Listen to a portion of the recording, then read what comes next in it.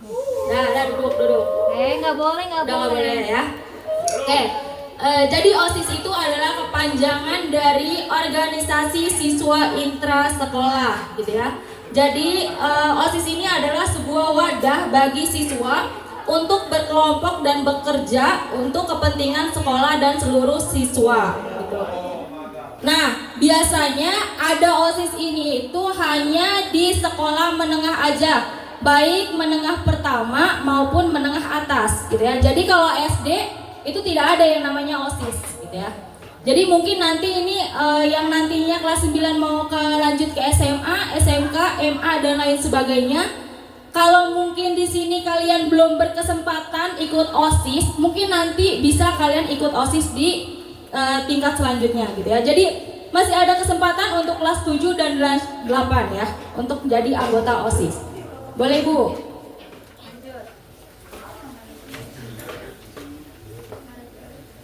Oke, nah kira-kira fungsi OSIS itu apa sih? Gitu ya. Ada yang tahu nggak fungsi OSIS itu apa? Selain lihat di sini, yang kalian ketahui, apa sih fungsi OSIS? Kira-kira? Apakah cuma kayak bantu-bantu guru aja? Atau misalnya ya udah gitu ya, namanya aja anggota OSIS tapi nggak ada kerjanya, gitu ya. Nah kita, oke, jadi fungsi OSIS itu ada 6 ya, bisa nggak Bu? Oke ya. Bisa dilihat? Bisa? Oke ya, nanti bisa dilihat ya. Fungsi OSIS itu ada 6. Yang pertama itu melatih siswa untuk berorganisasi dan bersosialisasi. Nah, fungsi yang pertama itu kalian menjadi wadah kalian untuk bersosialisasi dengan teman kalian. Mungkin yang kalian malu-malu gitu ya, belum bisa berinteraksi dengan teman sekelasnya, kalian bisa mengembangkan keterampilan sosialisasi kalian itu dengan ikutan OSIS atau organisasi apapun, gitu ya. Semuanya bisa, mau pramuka, mau eskul apapun itu bisa, gitu ya. Terus yang kedua, mendorong kreativitas dan kemampuan siswa, gitu. Selain kalian dilatih untuk bertanggung jawab, kalian kalau ikut organisasi itu bisa mendorong atau mengembangkan kreativitas kalian. Mungkin yang bakatnya di bela diri bisa ikutan silat, gitu ya, atau taekwondo atau lain sebagainya, gitu. Atau yang punya bakatnya di musik bisa ikutan seni musik dan lain sebagainya. Mungkin ini di SMA ya. Biasanya SMA itu eskulnya lebih banyak dibandingkan di SMP, gitu. Nah, terus yang ketiga, mencegah pengaruh negatif pada siswa, gitu ya. Yang namanya OSIS atau organisasi apapun itu bisa mencegah kegiatan-kegiatan yang negatif. Mungkin yang tadinya kalian gak ikut organisasi, pulang sekolah bolos ngerokok di mana, gitu ya. Gara-gara ikut organisasi pulangnya sore, jadi tidak ada kesempatan kalian untuk bolos atau dan merokok dan sebagainya. Yang keempat, memfasilitasi siswa untuk mengekspresikan kreativitas dan menyalurkan aspirasi. Itu bisa ya. Mungkin kalian pandai berbicara, gitu ya, tapi kalian tidak berani untuk menyampaikan aspirasi kalian bisa ikut organisasi. Yang kelima, membantu siswa untuk meraih prestasi yang membanggakan. Nah, gara-gara kalian ikut organisasi, jiwa kepemimpinan kalian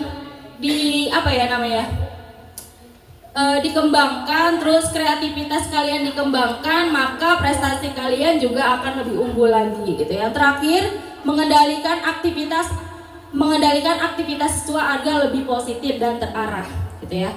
Nah, itu fungsi dari OSIS. Mungkin banyak fungsinya, tapi ini hanya sebagian besar. Lanjut, Bu.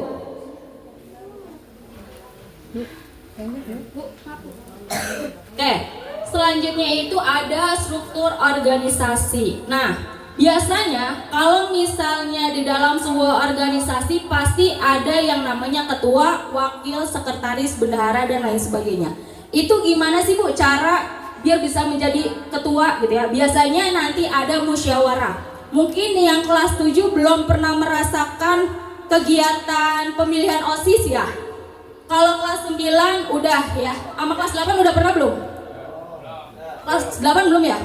Belum. Berarti yang baru pernah merasakan kegiatan pemilihan OSIS waktu itu kelas 9 aja. Itu seperti itu. Itu ada musyawarahnya. Jadi nanti dipilih oleh siswa-siswa mau pilih siapa. Biasanya masing-masing kelas itu ada kandidatnya, gitu ya. Ada perwakilannya, siapa yang mau mengajukan menjadi seorang ketua. Nah, mengajukan diri juga bukan semata-mata kayak Bu, saya mau jadi ketua, enggak. Biasanya masing-masing dari calon OSIS itu dia harus menyampaikan visi dan misinya, gitu ya. Tujuan dia itu ikut OSIS apa, terus nantinya dia mau ngapain selama ikut organisasi OSIS, gitu ya. Itu biasanya ada visi dan misinya, gitu. Lanjut. Nah, untuk struktur organisasi, mau organisasi apapun itu seperti ini ya. Jadi yang paling penting itu, yang paling tinggi itu jabatannya kepala sekolah, gitu ya. Nah, jadi kepala sekolah ini jabatan yang paling tinggi dan dia yang bertanggung jawab nantinya, gitu. Yang kedua itu ada wakil kepala sekolah bidang kesiswaan, gitu ya. Nah, yang wakil kepala sekolah bidang kesiswaan ini biasanya nanti dia yang akan menjadi pembina OSIS sekaligus, ya. Jadi nanti pembina OSIS itu tidak berbeda, gitu ya. Biasanya yang jadi wakasek kesiswaan dia juga yang akan menjadi pembina OSIS, gitu. Terus yang ketiga ada ketua OSIS. Nih, yang misalnya nanti kepilih suara terbanyak dari siswa yang memilih itu yang dia akan menjadikan seorang ketua OSIS, gitu. Nah, ketua OSIS ini fungsinya untuk apa sih kira-kira? Ada yang tahu? Jadi ya kalau misalnya ketua OSIS ini fungsinya itu untuk memimpin dalam sebuah organisasi sekaligus bertanggung jawab dalam organisasi tersebut, gitu ya. Terus tanggung jawab ketua OSIS nih, yang pertama dia memimpin organisasi dengan baik dan bijaksana. Biasanya kalau orang yang menjadi ketua OSIS dia adalah orang yang bijaksana, pandai menyelesaikan sebuah masalah dan pandai untuk mengambil keputusan, gitu. Terus yang kedua, mengkoordinasikan antara pengurus dan mengevaluasi setiap kebijakan pengurus. Biasanya nanti kalau misalnya ada kegiatan apapun, ketua OSIS atau ketua organisasi dia nantinya akan mengadakan sebuah musyawarah dengan anggotanya. Minimal banget itu tuh anggotanya itu yang inti. Yang inti itu ada apa aja? Ada ketua OSIS, ada wakil, sekretaris dan bendahara. Itu yang intinya, gitu ya. Nanti ada diskusi, ada evaluasi. Misalnya hari ini kegiatan ini yang kurang apa ya, atau misalnya kita mau ada kegiatan apa ya, gitu. Nanti sebelum diomongkan dengan anggota yang lain itu biasanya diomongkan dulu dengan anggota intinya, gitu. Yang ketiga, bijaksana dalam mengambil keputusan berdasarkan mufakat. Nah, kalau orang yang jadi ketua OSIS atau ketua organisasi apapun itu harus jangan egois. Misalnya karena kalian gua ketua nih, gitu ya. Jadi keputusan anggota ya terserah gua, gitu, nggak boleh. Ya, jadi harus ada musyawarahnya dulu dengan anggota yang lain, gitu. Harus bijaksana, jangan mengambil keputusan sendiri, nggak boleh. Ya. Terus yang ke-5, menyusun program kerja, melaksanakan kegiatan yang sudah ada serta mengkoordinasikan kegiatan ekstrakurikuler. Biasanya awal-awal dia menjabat sebagai ketua, gitu ya, ketua organisasi itu biasanya mereka musyawarah mau ada kegiatan apa selama 1 tahun ini, gitu. Misalnya di sekolah kita aja, gitu ya, di sekolah kita itu ada kegiatan yang wajib, misalnya kayak sholat duha, gitu ya, ayatul hirji, tahfiz dan lain sebagainya macam, itu masih dipertahankan, gitu. Atau misalnya kalian punya cetusan baru, gitu, kayak oh kayaknya belum pernah ada nih lomba, gitu ya, tingkat SD minimal di sekolah kita, kira-kira kita mau ngadain lomba untuk tahun ini, boleh. Itu namanya di kegiatan tambahan. Tapi untuk kegiatan wajib yang ada di sekolah itu tidak boleh dihilangkan, gitu, boleh ditambahkan. Terus yang ke-6, menjalin komunikasi dengan sekolah lain. Biasanya kalau di sekolah lain itu anggota OSIS itu punya perkumpulan dengan anggota OSIS sekolah lainnya. Gunanya untuk apa? Untuk komunikasi, bisa bertukar pikiran. Misalnya di sekolah itu ada acara, di sekolah kita enggak. Nah, itu jadi bahan evaluasi kayak gitu. Terus yang terakhir, bertanggung jawab kepada pembina OSIS. Nih, beratnya jadi ketua organisasi itu dia harus bisa bertanggung jawab. Kalau ada masalah dia menjadi pion utama untuk menghadap kepada pembina, biar nanti pembina menghadap kepada kepala sekolah, kayak gitu ya. Jadi makanya kalau jadi ketua organisasi atau anggota apapun itu harus bisa menjadi orang yang bertanggung jawab. Yang kedua ada wakil ketua OSIS. Biasanya dia di bawah oleh ketua OSIS, ya. Gunanya berfungsi untuk mendampingi ketua OSIS dalam memimpin organisasi. Biasanya ketua ini ada tergantung sekolah ya, balik lagi ya. Untuk struktur organisasi ini dibalikan lagi kepada sekolah. Ini nggak harus kayak gini gitu ya. Sekbidnya harus ada 10 enggak. Jadi balik lagi kepada sekolahnya. Ada berapa gitu ya. Nah, wakil ketua OSIS ini biasanya ada ketua OSIS 1, ada ketua OSIS 2. Tergantung kalian sekolahnya mau ada satu aja, saya mau ketuanya ada wakilnya ada satu aja boleh.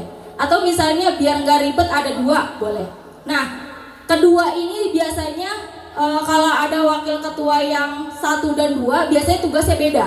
Yang ketua 1 misalnya dia bertugas di dalam sekolah, misalnya membantu ketua OSIS dalam kegiatan-kegiatan di sekolah, gitu ya. Misalnya ketuanya lagi pergi keluar ada pertemuan dengan OSIS lain, itu yang bertanggung jawab di wakil ketua yang di intra sekolahnya. Sedangkan yang di ekstra sekolahnya itu ya, yang wakil ketua 2 dia yang bertanggung jawab misalnya membantu ketua OSIS itu untuk kegiatan-kegiatan di luar. Jadi nanti ada 2, yang satu bertugas kegiatan di dalam, satu lagi bertugas di kegiatan di luar, begitu ya. Nah, selanjutnya itu ada sekretaris, ya.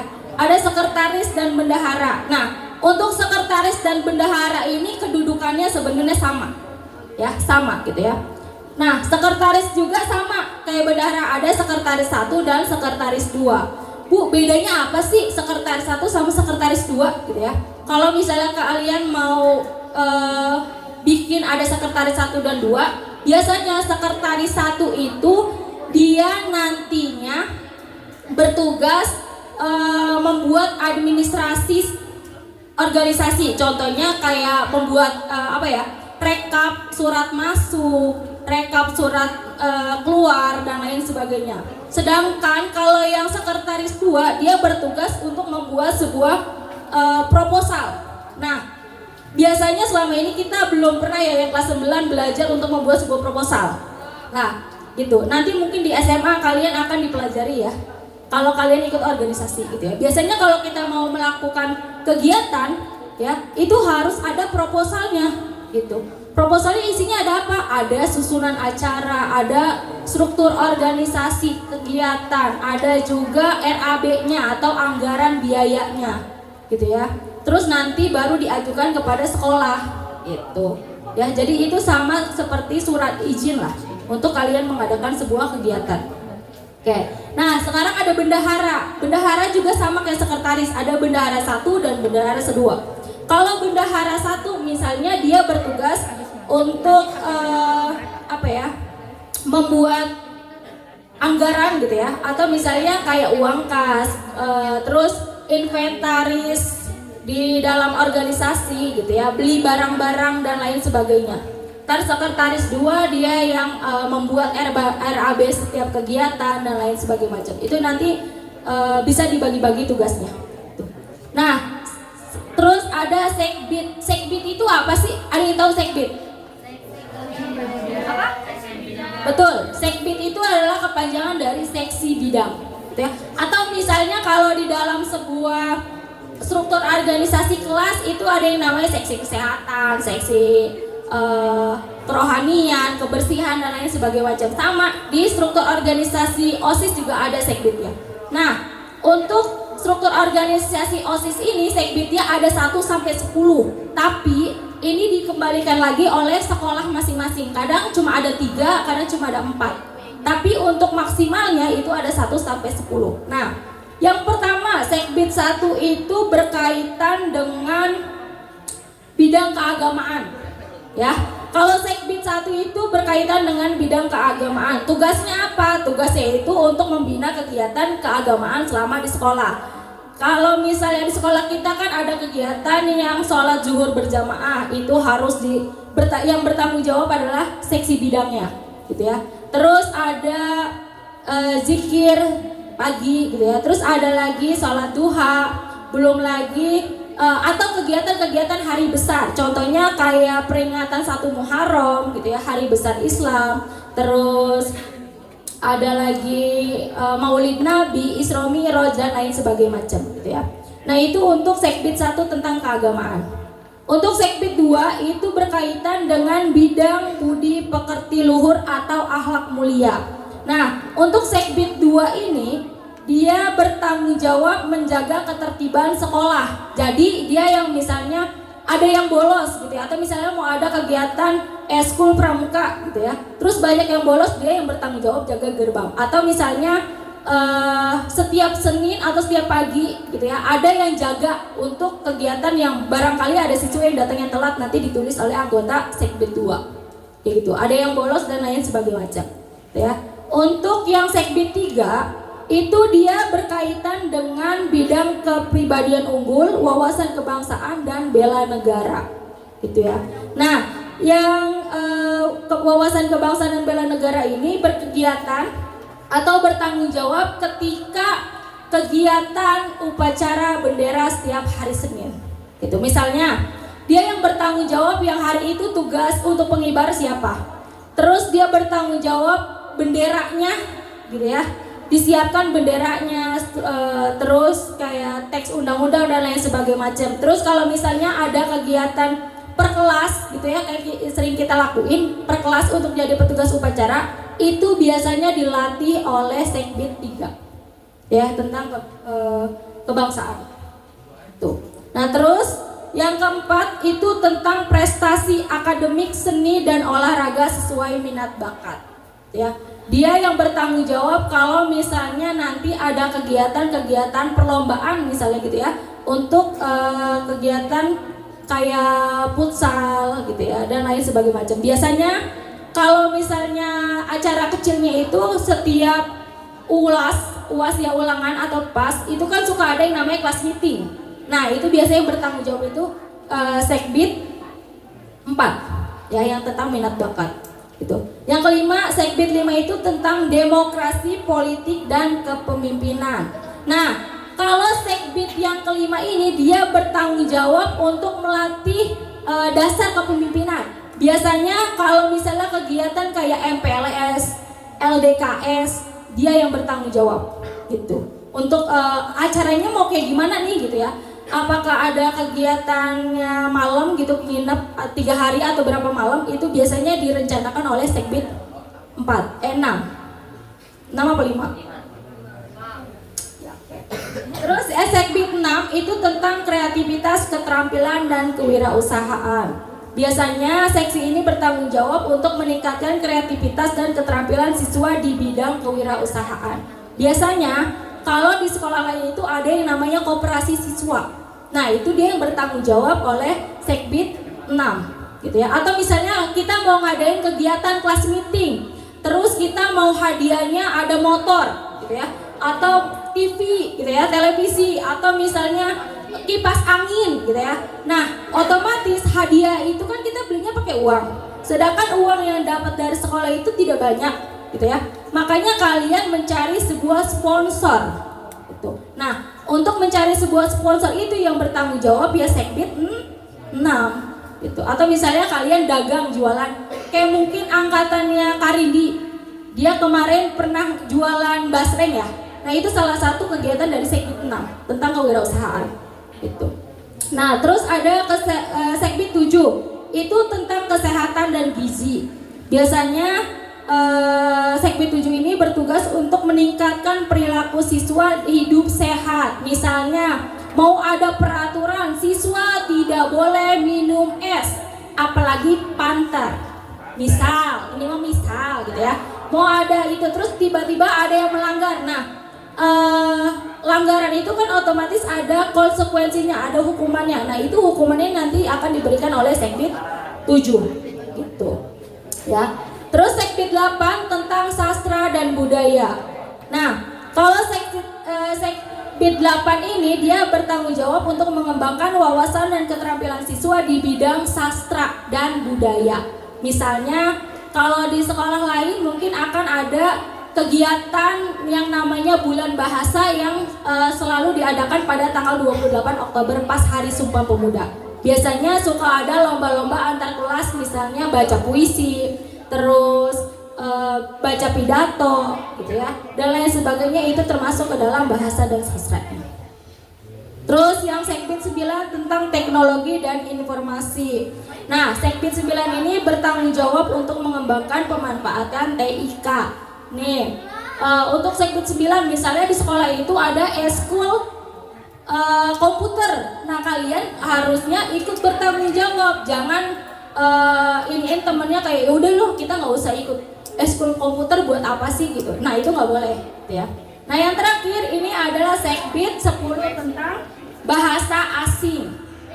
Bahasa asing Inggris ya biasanya ya. Itu bertugas untuk meningkatkan kemampuan berbahasa siswa di sekolah. Biasanya kegiatan ini tuh diadakan oleh seksi sama kayak yang sastra dan budaya ya. Jadi yang Sekbid 10 ini dia bisa mengadakan lomba, misalnya pidato pakai bahasa Inggris, atau misalnya muhadoroh misalnya ya. Misalnya ada kegiatan muhadoroh setiap hari Kamis, cuma yang tadinya pakai bahasa Indonesia mungkin diganti pakai bahasa Inggris gitu ya. Itu bisa dilakukan gitu. Nah, balik lagi untuk struktur organisasi Sekbid ya, terutama itu biasanya tidak semuanya, boleh 5, boleh 4, tergantung oleh kebijakan sekolah gitu ya. Nah, untuk struktur organisasi biasanya beranggota paling maksimal itu 40 siswa gitu kalau ikut organisasi gitu ya. Mungkin kalau di sekolah kita mau ada banyak gitu sampai 10, mungkin setengah dari siswa dari kelas 7, 8, 9 ikut semua organisasi gitu. Nah, untuk Sekbid juga ada ketuanya, koordinator Sekbid. Dia nanti yang bertanggung jawab untuk kepada ketua OSIS-nya itu. Programnya yang dijalankan apa. Tapi biasanya yang jadi koordinator Sekbid ini itu dengerin. Yang jadi koordinator Sekbid ini biasanya dipegang oleh kelas 8 kalau untuk SMP. Kalau untuk SMA biasanya dipegang oleh kelas 11. Biasanya juga diambil untuk ketua Sekbid ini orang yang udah berpengalaman atau ikut organisasi selama 1 tahun. Kayak gitu ya. Oke, ada yang mau ditanyakan untuk Sekbid struktur organisasi? Tidak. Jadi paham ya semuanya ya? Mungkin nanti untuk kelas 7, kelas 8, mungkin kelas 9 nanti akan merasakan jadi ketua OSIS ya. Untuk 1 tahun, mungkin nggak 1 tahun juga lah ya. Merasakan jadi ketua gitu ya. Mungkin gitu. Nanti kalian untuk fungsi dan tupoksinya masing-masing itu nanti bisa ditanyakan lagi biar lebih paham ya gitu. Oke? Ya, kalau tidak ada yang ditanyakan, terima kasih gitu ya atas perhatiannya. Ya, mohon maaf bila materinya terlalu cepat dijelaskan. Nanti akan adakan sharing-sharing aja di luar materi ini gitu ya.